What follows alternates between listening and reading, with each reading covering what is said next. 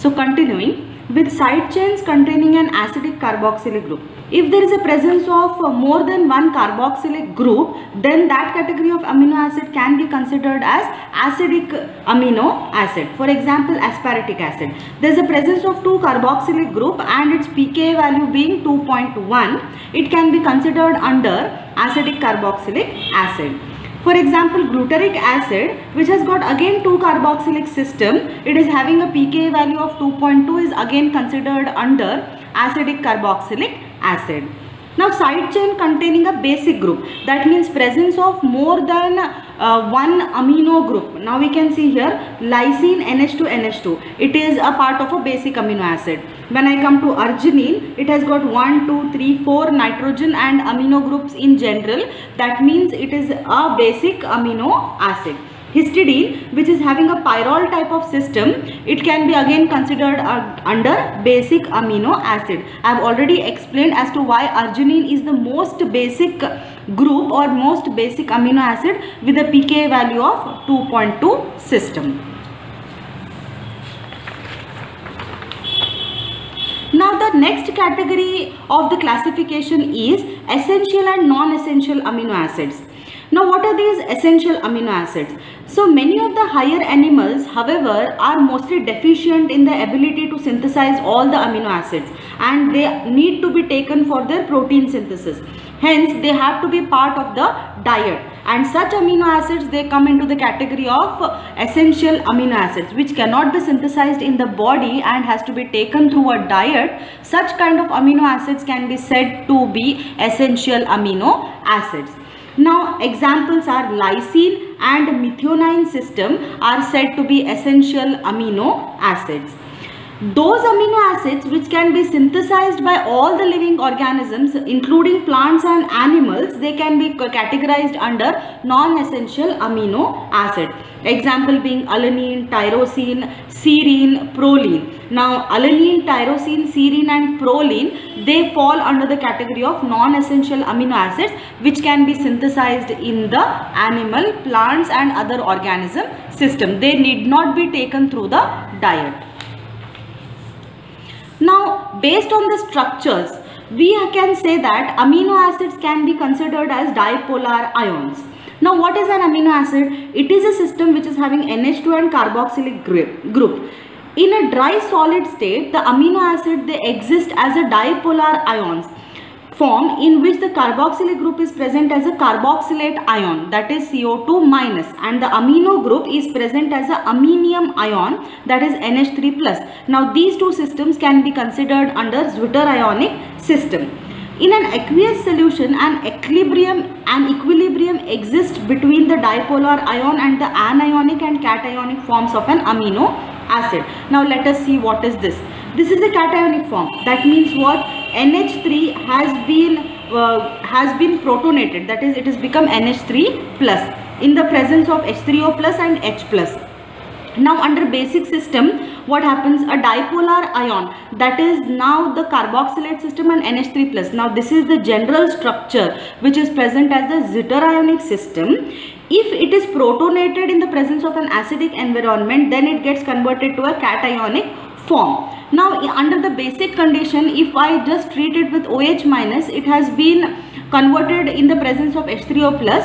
Now here the proton of the carboxylic group, the proton of this carboxylic group or the proton of this NH3 plus, it gets abstracted in the presence of the base to give an anionic form, that is the system which is containing a negatively charged system. Cationic form where the system is containing a positively charged system. So this cationic form is strongly acidic in the solutions.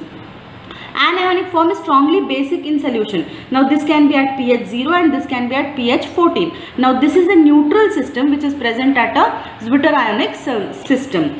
The forms, it actually depends on the pH of the solution. If the pH of the solution is acidic, then it gets converted to a cationic form. If it is basic, then it gets converted to an anionic form. Now there is a point called as isoelectric point. The pH at which the concentration of the dipolar ion is at its maximum and the concentrations of the cations and anions are equal. This is called as isoelectric point. That means NH3 plus CO2 minus, they are almost equal.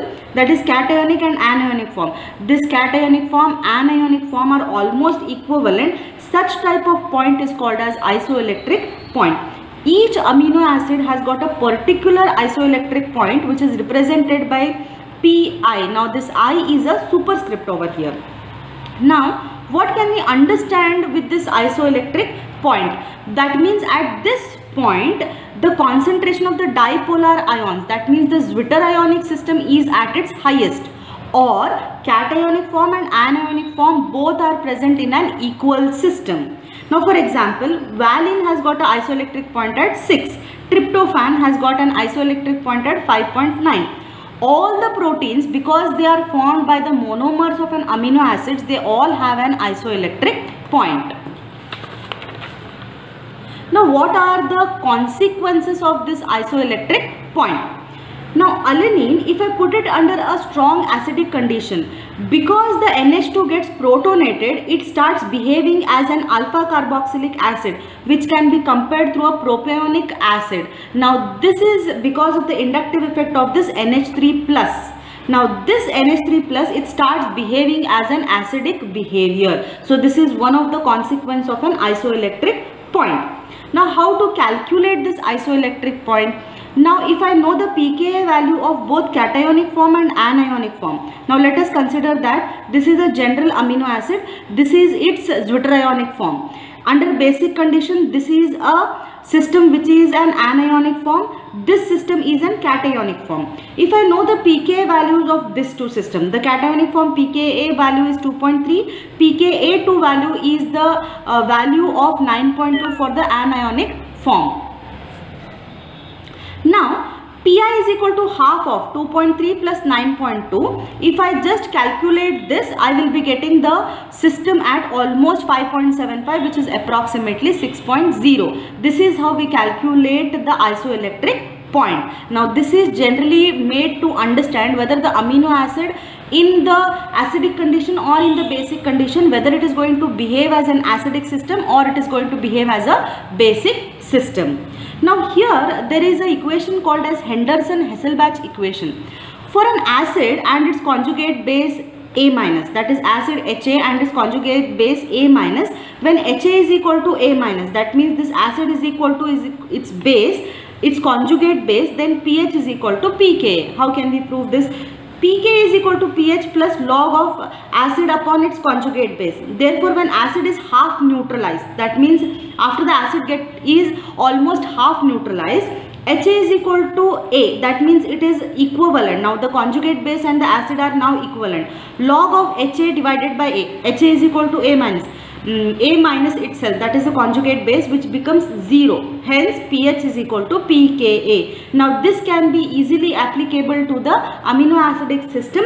If the amino acid is half neutralized, we can apply this Henderson-Hasselbalch system also onto the amino acidic system. Thank you.